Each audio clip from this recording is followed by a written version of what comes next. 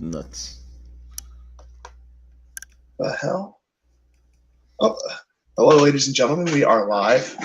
Welcome to another episode of the Attacking Third. My apologies for the audio quality on my end. I'm having some issues with my computer and had to go through the phone this week. It's completely Gus, unacceptable, man.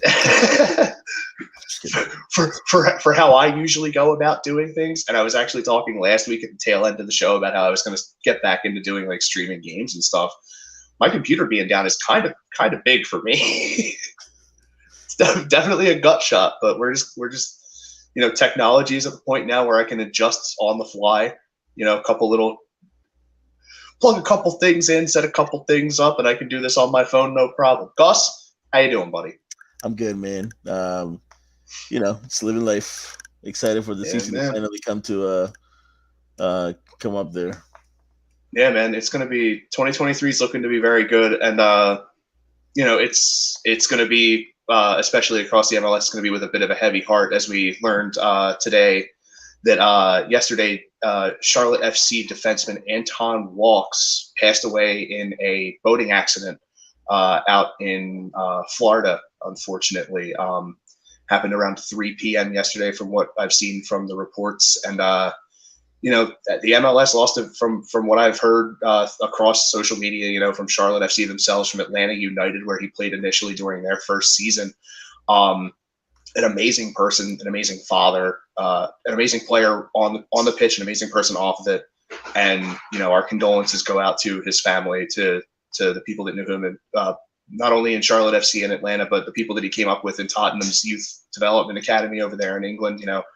He had a very, very prestigious upbringing in terms of soccer. So, it's a very, very big impact in the game, and he will definitely be missed for sure. It's a shame when things like this happen, especially a boating accident like this, because it's super rare. And I know it happened to the Jose Fernandez of the Miami Marlins. Yeah, I know it happened to him too. Not the same situation. This one wasn't a crash. That one was just an explosion. But you never hear about stuff like this, especially in the world of sports, and for it to happen, twice, and it wasn't last year or anything like that, but to happen twice within 10 years, that's really weird when you think. I mean, if we're being honest, it's technically the third time, because Ray Emery as well, former Flyer goaltender, that's right. went for a dive off of his boat and then just never came back up. That's right. Unfortunately, that was another big one. But yeah, so a 25-year-old man, making his way through MLS, helped two teams in their inaugural seasons in the league. And like I said, just the upbringing that he had with the game, going through Tottenham's Youth Academy before, coming here with Atlanta to start off, went back to Tottenham for a year, came back over on a permanency with Atlanta United for 2021. And then in 2022, went over to Charlotte and started with them to start off their campaign in MLS for the first time, and was definitely looking to build upon what he had did last season. And he had very good form last year from the stuff I had saw from him when the Union would play them. And it's definitely going to be very, very tough season for Charlotte to be, more than anything, just being able to, carry on his memory and be able to play for him this year is going to be a big thing for them for sure. Yeah, of course. I mean, when something like this happens, you want to, your teammates, your coaches, your whole organization wants to do anything you can to kind of play for the memory of, right? So, yeah, it's a shame. 25 years old. That's crazy. Yeah, that's so young. It's a real shame. It's very sad. Very sad. Very sad. I know it's going to be it's definitely a very very hard hitting thing that happened, but I'm gonna try and move on and just do the rest of the show. There was some news out of Atlanta United, ironically enough. Their marquee guy, Joseph Martinez, has left and is now with Inter Miami. Does that surprise you? No, not at all. That surprised me either. Yeah, I knew he was going to go somewhere else because of what had been happening over last season. So like, yeah, his time in Atlanta was over. It was, yeah, and you could yeah, tell it he was. wasn't even Yep. playing anywhere hmm near what he usually does. Yeah, what we all know he's capable of. He definitely was phoning it in the last 2 or 3 months of the season for sure. What, 3 years ago, he led the league in scoring for a little Yeah. while there. It's Yep. we all know what he's capable of doing. I think he just wanted out, and I mean, Yeah. not that this is the best way to do it, but it worked. So Hey, there's certain ways to go about it, and he's got his for sure, and he definitely did it. But yeah, that gives Miami another pretty serious offensive piece to build on what they already have. well, they lost what's his name, Pepita. Higuain. Damn, they lost Pepita Yeah. to to retirement. So they're gonna probably plug him in at the same spot, with the exception that Jose's gonna play a lot more than Higuain did. So Yeah, definitely. so yeah, no, I think it's a perfect piece. It was the right move for both club um and player. I think he's gonna fit in nicely. It's actually, that makes Miami. That makes me a little worried about Miami, to be honest with you. Not that Yeah, they have the best team ever, but like I was telling you, earlier in the week, if they go out and get Sergio Busquets and dude. they go out and get Messi, like they were talking about doing, that's gonna be a big problem. Oh yeah, it's going to be very dangerous for sure. Because all he has to do is just sit up top and just wait for the ball to come to him. Yep. That's it. Yeah. I mean, honestly, especially Messi, like he would literally be able to just walk around every single person on the field with the ball. Messi coming to the MLS right now, it's just not. It's just not. It's a cheat code, dude. And I really don't think it's gonna happen. I think he has a couple of years left in him, and especially if that Saudi group wants to pay him $300 million a year, he's not coming to the MLS. I'm sorry. Yeah, no way. Not a chance. $300 million a year. That's just a contract. Okay, that's not endorsement. Yep. That's just a contract. Yep. That's insane. That's insane. And you know what? They're crazy enough to just offer it to him. So I was a little worried about Messi coming to Miami earlier, a couple months ago when it was first announced that he was going to get ownership stake and all that stuff. Now I'm not, after he won the World Cup and he showed that he has like a lot left in the thing. He's only 34. Like when you think about it, in today's day and age, 34 is old, but it's not retirement old anymay. I mean, I'll put it to you like this: he's a year older than I am. Me too. Does that say more about him or less about me? I don't know why you would say that. I don't think we needed to know any of that. No, dude. I didn't even think about it, and now I'm thinking like, wow, Messi's a year older than me. He just won a World Cup. The hell am I doing in my life? Yeah, like really puts it into perspective for you and being like, geez. What the hell? It's not that old. Like 30. When you think about it, 34 is not that old. You have Pepe at 40, still out there. You have what's his name? Ochoa at 37. Ochoa at 37 out there. You had Chiellini still playing at almost 40 out there. And even if it's the MLS, like you still have him out there playing. I mean, we had Higuain, and he was in his late 30s at that point. Thiago Silva's 38 and still like tough to get through. Like it's and in terms of like today's day and age, like training is a lot better. They have way more physical therapy. They focus more on the body. Like there are ways to like kind of get going. So I think there's a lot more.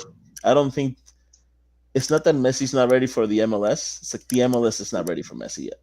Yeah, no, and I think it'll be a lot longer than we think before the MLS is ready for Messi. Yeah. I don't think it'll happen. I hope it's not going to happen because I got to tell you, you may as well just give Miami the title right now. Yeah, you might as well just shut every other team's window that they thought they were starting to open or was already open. Like the second Messi hits MLS, whatever team gets them, win automatically. Then you're gonna have to try, man. Like this is crazy. Yeah.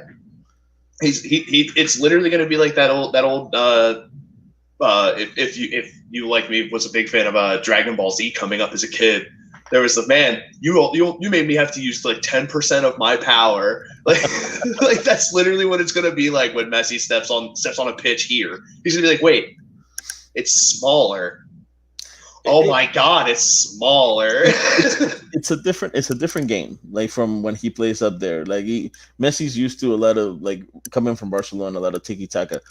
We play the long ball more here than anything else, right? Oh yeah. Messi's not that tall, so he would have to No, but be the team he would is have to adjust. he is extremely fast. No, yeah, no, for sure. And like sometimes and especially with his footwork and how he makes runs, he's extremely deceptive. Yeah. So he could sell, like he's like, oh, I'm not gonna do anything. Ball goes, and like they start like lightly jogging, he just gone.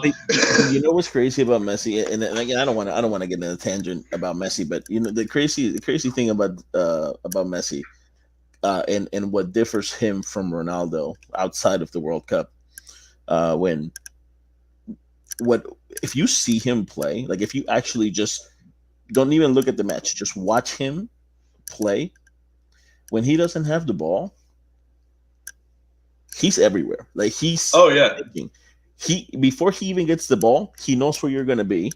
He knows where to pass. Like this is a reason. There's a reason why he was involved in every. I'm not even kidding. He was involved in every single goal Argentina had in the World Cup. Every single one. Like to do that at even at 34 years old. Extreme. It's with him, and especially with him, that kind of thing is just more his mind.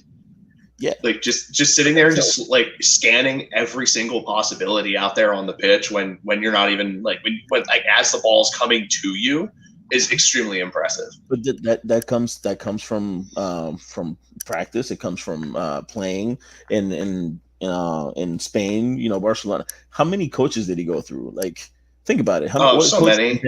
Enrique. I don't know if he did a stint with Xavi or not. Pep Guardiola, which is a freaking genius, when you think about it. Like he's learned so much, and he absorbs all this information from everybody else. So the fact that we were talking about him coming to the MLS, that just, and for it to be true, because rumors are everywhere. Like this was actually a thing. Like it was like Messi might be coming to MLS. And I'm like, sort of hearing after the whole thing with Ronaldo signing that apparently Sporting Kansas City had a seat at the table, and when it came to U.S. teams, had essentially first dibs if he decided to come to MLS. Like that's insane, dude. Ronaldo to Kansas City. What? You know who the biggest name player is to play for Sporting Kansas City that didn't play soccer at all? Chad Johnson. Like legit, like he played a whole preseason with Sporting Kansas City, dude. Yeah, legit. Aside from him, CJ Sapong. Yeah. Shout out to former Union striker CJ right there. Yeah, man, that's my dude. We should get him back. I think him and Seba were my guys. I think Sapong will fit really nicely with this group, like very nicely. Yeah. Oh my goodness. Yeah. Dude, he would thrive with this set. He would thrive with this. Before, when he was here, he had to create a little more. Like he was forced to create a little more to get that score, like play a little. Because he was the star power and a lot of our ability to move. Right now with Ura the other side, Gazdag, and then Wagner throwing the ball, I feel like he would do real well here. Oh yeah. Honestly, Union, like make this happen. Right? Honestly, like looking back on it, like I'm kind of glad we moved Kasper Shabilko. As good as he was for this team, he wasn't what we needed. Yeah, he wasn't what we needed.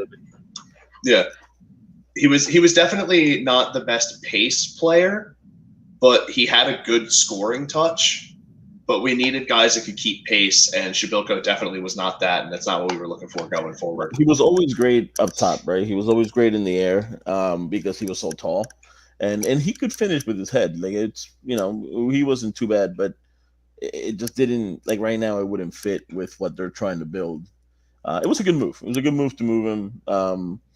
Now let me ask you though, because I don't know if I asked you this last time. I don't believe I did. How confident are you that we'll get back to the same level of play? I would say it's about like 83-17 split, like confident to not confident. Because I feel like a lot of our guys are in like those prime years right now. So we're going to be getting the best possible versions of them, I feel, in this game. And I feel like now, I feel like this is the point where the window is going to be at the most wide open that we will see it. Because from here, it's going to start slowly closing over the next 2 years. And that's what I don't want to see. Because I don't want to be sitting here mid-season and we'll say, "Damn, we blew our load last year." Yep. You know what I'm saying? I don't want to be saying that either, and that's why I'm hoping that we maintain that play because of the fact that every single one of our guys is in their prime. We need one more move. Yeah. We need one more move to get a little more activity up top. And I honestly, I would, as much as I like Bizo and Harriel, I want to see a better wing back to complement Wagner on the outside. But that's assuming Wagner stays. Yeah, I mean, even so, like if you get that guy and Wagner goes, move him over to Wagner's side, and you still have Bizo and Harriel. You know what I mean? Like, it depends on who it is, right? Because of course, to go from one side to the other, it also could mess him up a little bit. It's depending on what foot he uses. I believe Wagner's left-footed. Yeah. Right. So he fits perfectly where he's at. Like, and by all means, please, I'm not comparing them, but like this is why Roberto Carlos was so among other things, but this was a big reason why Roberto Carlos was so successful at his position. It's because he was a left back with probably the meanest left foot like you've ever seen in your entire life, right? Yeah. So like having that that foot, like not all left backs are left-footed. I mean, that's just what it is. So to change from one side to the other, especially when you're just playing in the right, sometimes it's just not the same.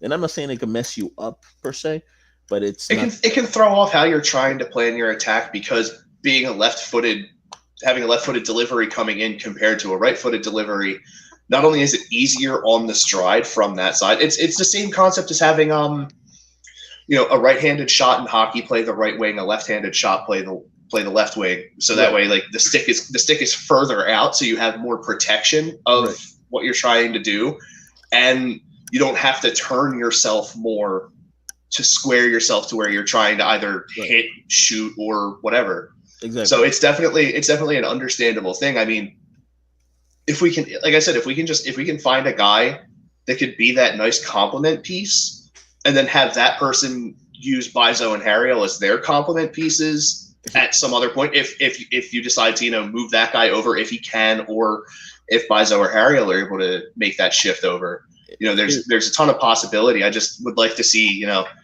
like you said, that one extra piece to sort of solidify somewhere. I feel like getting someone like that on the back line would probably be a very good move. Here's the issue with what you want with me, though.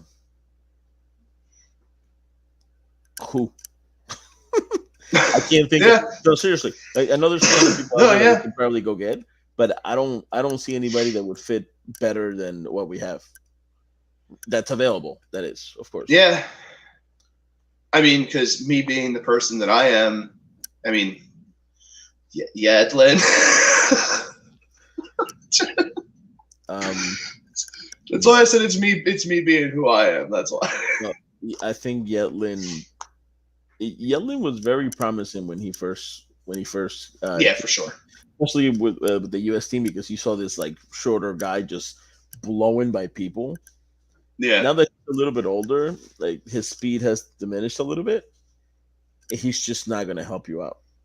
His speed's diminished for sure, but his IQ has gone up a ton in terms of play. That's true. So I mean, however, for what he wants to do, it's definitely not. Yeah. So I get what you're saying. Like, it's a name, of course, but do I want him? Not necessarily. Yeah. Wishful thinking sometimes, did you see the announcement today from the union? No, I've been doing a bit of some other research throughout the day, so I missed out on I wasn't on Twitter a lot today, so I didn't really get a chance to take a look at a lot of So, the big news. so let me tell you, because I cannot be more proud. Our own Pax Aronson was called up to the men's team, the senior team. Let's go. We have a couple friendlies. I think it's against Colombia and Serbia. I'm not 100% sure. I think we're playing both two friendlies I do against them. believe so. Yeah, I believe you're Um, correct. and then McGlynn was called up to the U20. Oh, Um, nice. and I think Sullivan was also. Well, I'm not 100% sure on Sullivan, but McGlynn is I U20 was and I was Pax pretty was all up yeah, to I was pretty sure Quinn Sullivan, Paxton Aronson, Jack McGlynn, and we had one other guy were all part of the Craig. U20. Yeah, Craig. and Craig were all part of the Yeah. U23 team last year. Yeah. Yeah. So McGlynn went back to a U20. Um, Craig U20, and then Paxton was called out to the men's. Again, this is a friendly, of course. Yeah, of It's course, not a but competition, but dude, some experience. someone it's I mean Paxton Aronson is definitely someone that you want to at least start to give a bit of a look to for sure. Pat here saying, how much more did Atlanta upgrade with the pick of Jose Martinez from Miami? Um, I feel like significantly is mildly overstated, but it definitely makes their attack a lot scarier for sure. Well, from Miami. Yeah, From Miami, yeah, of course. and Um, for Atlanta, it doesn't really change much because he sort of phoned it in the last half of the season last year. yeah, they were going to have that bacon anyway because I don't think he wanted to stay no matter what. Mm-mm. It's not easy to replace a Yeah, player like after the blow up that he had in the middle of the season last year that saw him get suspended, you Mhm. knew he was done there. Yeah, he was on. That was his last straw. Like he was like, I'm just gonna finish out the year and that's it. Yeah, I don't. In terms of Miami, though, Pat, if you're wondering, yes, it makes him a little more scary up top. Um, but what are we worried about? We have the wall. Exactly. We will get a wall and goal. Yeah, and we have the best back line in one of the best back lines in soccer. I hope. Hey, look, it didn't make a difference the last 3 years. Ain't nothing changed. No, they were pretty solid back there. I'm not too worried. What I'm more worried about is the psyche of the team coming in, because more times than not, you see a team that doesn't have, like I always say this, it doesn't have superstars like this come out and dominate the way that they did last year, because they dominated. When you think about it, they Yeah, dominated. There yeah, was in the middle of the season, we tied how many games in a row? 9. And we still got the number. We were still Yeah, number and one we in the East. yeah, Like, and we still finished number 2 overall in the league. So I mean, so I mean, we dominated after then. Like, we didn't lose at home. Um, we really, had a goal differential of what was it, plus 43. it was disgusting. Yeah, it was Yeah, nasty. And then that just goes to league show record you. for most goals in a 3 game span. Yep, Like, yep. We tied, or we did we break or tie the record for most goals in the game? It was 7. uh, yeah, because I think we I'm tied it. pretty. I think we tied it. I thought the one we had 8. Did we? We might have Yeah, broken it. because I remember Listen, the there was combined score in those 2 matches against them was like 14 to there nothing. was so many goals. I don't even know anymore. So it was Yeah, every honestly. game. but no, it was that my biggest concern right now is for them to come out and play in the same level. And I think that has a lot to do with coaching, and how he gets them prepared for the new year, because now teams know what the union bring, and Yeah, um, and how to play them, right? So it's going to be up to. I think it's going to be up to Curtin, and of course the players need to execute. But I think Curtin's going to be have a huge job, um, sorry. coming into the season. But that's what the preseason's for, right? The preseason's coming up. We're going to play some guys. I want to see the young guys get on the field. You can see right there, January 21st, we have Austin. Hey, we're playing against you. Look at that. Um, we have Austin, St. Louis. the 24th. And then we have the MLS preseason's a little it's a little more games than, let's say, football. It's more like a basketball type of preseason when you have a ton of games like this. But I want to see what we can do in terms of how how we come out, how organized we are, how disciplined we are out there, and see how what Curtin does to get us prepared and get, especially the young guys, get them out there and get them going.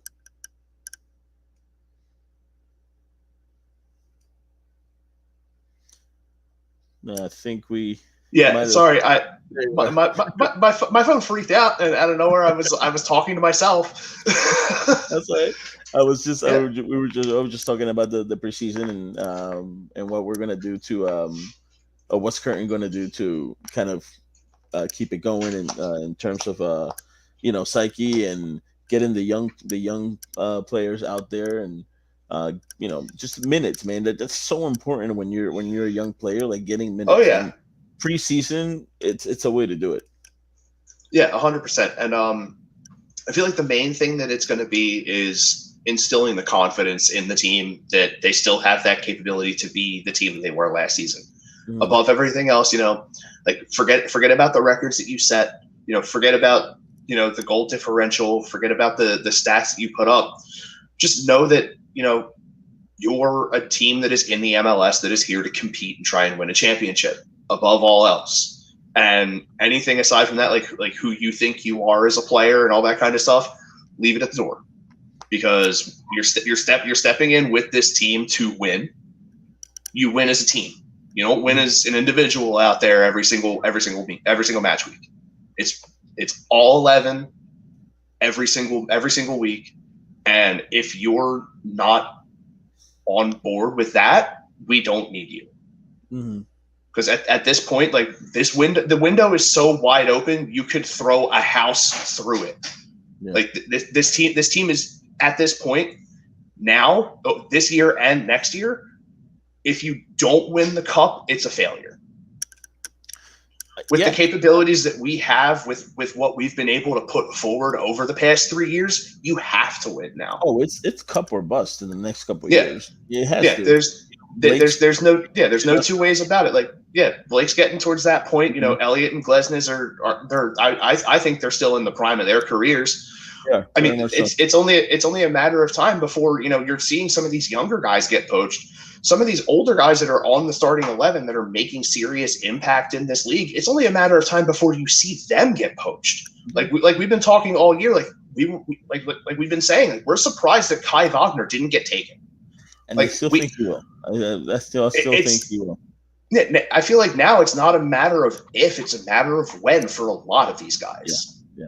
So if you don't win now, you're gonna start losing some of this high end talent that you have, and the window is gonna start closing. And so it might not happen this year. It might not happen this year, but definitely in the years to come. So this is it. I would say the window is probably going to close within the next 4 or 5 years. See, I'm thinking more 2 or 3. So, I mean, we have a couple of guys in the pipeline that are already coming up as reserves and stuff that can fill those voids if necessary, but it's a matter of being able to keep them too. And I feel like if we are able to, which would be an absolute miracle. Yeah, but this is assuming that we keep Curtin.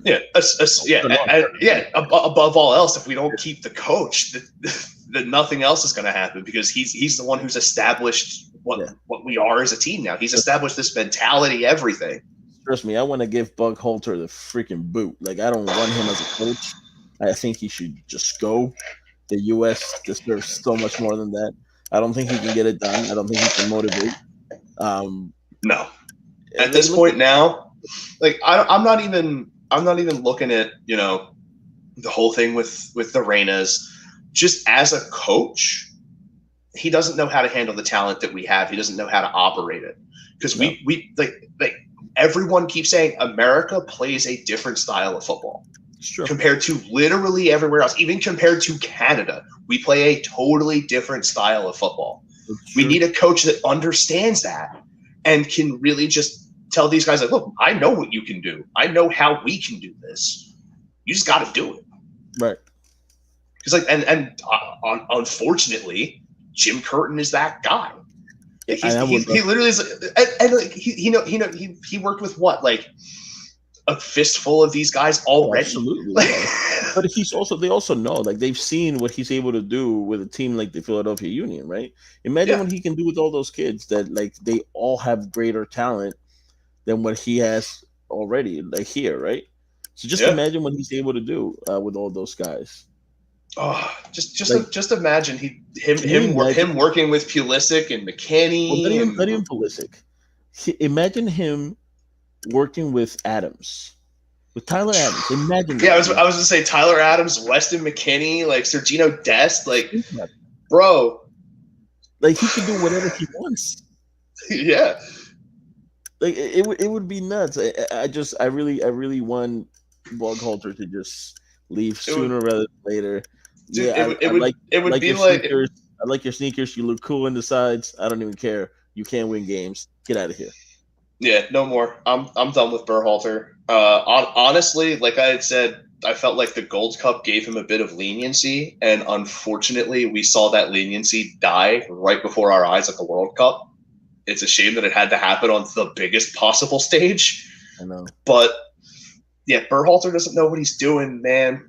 No, I mean, don't get me wrong. He's a very good coach. And he just doesn't fit the talent that we have and the style that we play. I don't think he can. I don't think he can coach this level of talent. I don't think he can. Not this level of talent with the style of football that we try and play. And I'm not saying that the U.S. has all the talent in the world. That's not what I'm saying. What I'm saying is that he's just not. He's not the guy. He's not the guy to this side. And you know what? And I don't even care about Claudio running his mouth, like Claudio Reyna running his mouth. And which he shouldn't. He should just shut up, really, because it has nothing to do with him. Seriously, our culture has all those decisions, but even his decision, which I did not agree with, of not playing Reyna, even with that, like he just needs to go. Like I don't even care, and I'm on his side with this whole Reyna thing. Like I'm actually on Boghalter's side because Reyna has no business in saying anything. But even with definitely that, not. I just don't believe that he should be the guy. Yeah, I mean, I feel especially with this whole thing that's going on between Berhalter and the Reynas and U.S. Soccer. Like more than anything, the person that I feel like we should feel for the most, like aside from Gio in this whole thing, because like he's sort of caught in the middle of it now too, is Berhalter's wife, dude. Like that was her story to tell if she decided to or not. No. And the Reynas made that decision for her because they were pissed about their kid not being able to play soccer. And like more than anything, like that's what bothers me the most. And the thing is that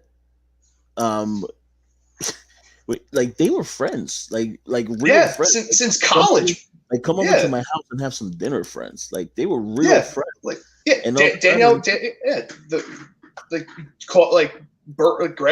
Greg and Claudio came up through college together, played on the men's national team together. Like, their wives both went to college together and played soccer together as well. Like they all, it was all four of them played soccer.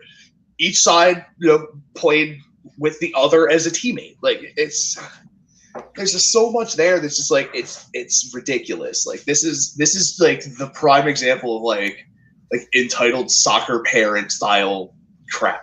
Yeah. And I more than anything, that's the thing that I want to see go away from U.S. soccer is this level of pettiness where everyone sort of knows each other throughout the entire organization. So like one person says something and just gets all this shit going, and like I'm tired of it.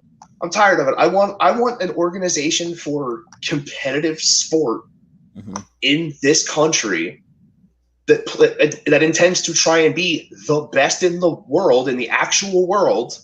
But that's what America is. Put the childish nonsense aside and just focus on the game. Like that's what we're focused on here. Is we're trying to play and win and be the best. But that's what America does. Yeah, and like I don't want to hear all this nonsense because like if you look anywhere else in the world, if something like this, it would have been torn apart. It would have been torn apart immediately. Like Well, the that's media would have honestly broken this so that far. whole story was really like it was like the American dad. It usually happens in like high school Yeah. when they like Yep. when they start complaining about their plan. But we we live to see another day with Reina. It's not like he's going to go away. Hopefully, we could get Barholter out, get somebody in that's competent, not Curtin yet, but to just kind of help us do it. And I believe Austin, we have some people to thank over here. Yes. For those of you who are looking for, maybe looking for tickets to a Union game this year, or any other concert or theater thing that may be going on, make sure you check out our friends over at sherrystickets.com. That's Sherry's Ticket Town. No hidden fees at the end of your transactions, which is always a good thing because I know personally, like every single time, like we always bring this up, Gus. The fees are always the worst part about trying to buy a ticket online all the time. So aside from not having to worry about them fees with sherrystickets.com, if you use the code EOP10, you're going to save yourself an extra 10% on those tickets, man. So like I said, Union season's coming up. Phillies are coming up. Like, that's just make sure you're checking. That's just more beer for me. It's more beer for me. That's what it is. And we have and if you do get in trouble after drinking all those beers, you can call our man David Archerry at 610-565-0300. My man, workers' compensation, motor vehicle accidents, personal injury, or criminal law. Please contact our guy, David Archerry, Esquire, 610-565-0300. And then, hey, Philly Sports Trips, the Ultimate Arizona Trip, the second one from the 10th to the 13th of February. Get yourself down there for the Super Bowl. Eagles are in the playoffs right now. We got, 2 wins until we get to the Super Bowl, Gus? Yeah, we're all there, man. Yeah, so, you can put your deposit in now with Philly Sports Trips. If the Eagles don't make it and you're like, well, I don't care now, I don't want to go, you can get it back 100% fully refundable.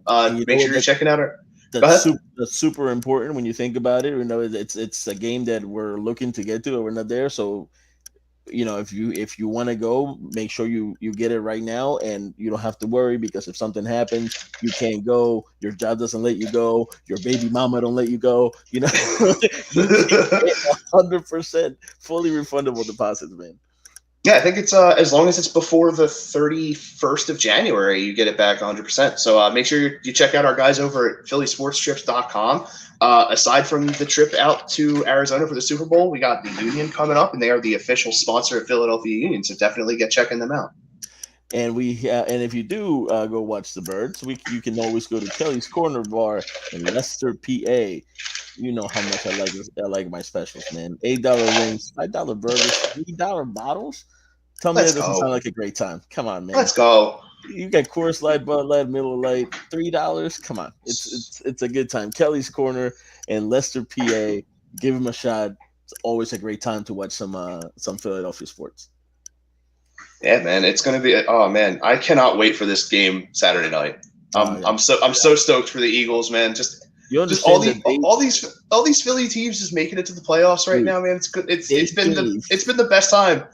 The NFL gave Philadelphia a playoff game on a Saturday night. I don't think they knew. Big mistake. That was, and we found out that Eli's coming too. And against the Giants, bro. Yeah, no way, dude. The NFL blew it. They made a big mistake. Or it was the best decision ever. Either way, if Philly wins, it's both. That's true. That's all I want, man. I want to win. I want to be a nervous wreck, even against the Giants. I'm very confident that we can win this game. By the way, it's not about it. It's a playoff game, so you never know. Yeah, I don't want to dive too far, but I did like seeing what the Giants did with their run game in the game against Minnesota, knowing that Minnesota's run defense was very soft. They managed to exploit that really well, and it allowed Daniel Jones to be able to get a bit of time back in the pocket to be able to make a lot of throws, man. He definitely has come together over the past couple of years. He's still a liability for sure, but he's definitely starting to tighten it up. I gotta give it to him. I'll give it to him. He's better than what I initially thought he was. But the Vikings defense was the second worst defense in the NFL. So I'm not I'm not putting too much emphasis on that win. I still think we whooped them, but we'll see. Oh, even more so, actually. You want to know what makes it even more of a Philly thing that whole day? Kansas City plays Jacksonville in the early game that day. Ooh, yes. So we get Andy Reid versus Dougie P, and then we get us against the Giants. Like it's gonna be such an amazing day of football, man.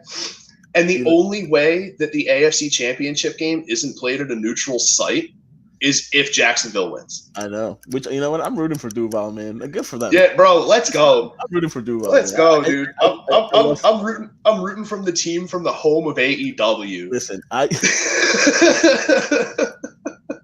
love my homie. I love my home. I really do. Like as a quarterback, I love him. But I'm a huge Travis Kelce guy, man. I'm a big fan of the tight end position. Aside from that, him and Jason Kelsey's podcast is a banger. Love awesome, listening. Man. Huge fan of New Heights. But bro, I gotta ride with Trevor Lawrence on this one, man. Trevor Lawrence, bro. The most amazing turnaround in terms of what a head coach has done for somebody. Yeah. It's that I've ever seen in my life. Listen, just the way that they won last game, like I want them to go to the Super Bowl and then get beat by Philly. You know what I'm saying? Like, I want that to happen. For Doug to get to 2 Super Bowls in 5 years, bro, and have a record of 1-1, and it's. I think it may actually be. It would probably be the first time in NFL history that a coach coached a team to a Super Bowl to play against his former team. Yes, if it were to happen. You know what? We're gonna let Pat and the boys talk about this weekend when they get us ready for the game. From Austin and myself, we love doing this. The attacking third, the Union. We're 1 week closer to the start. So stay tuned. Thursday 9:00 every time. Always a pleasure. Catch you all next week.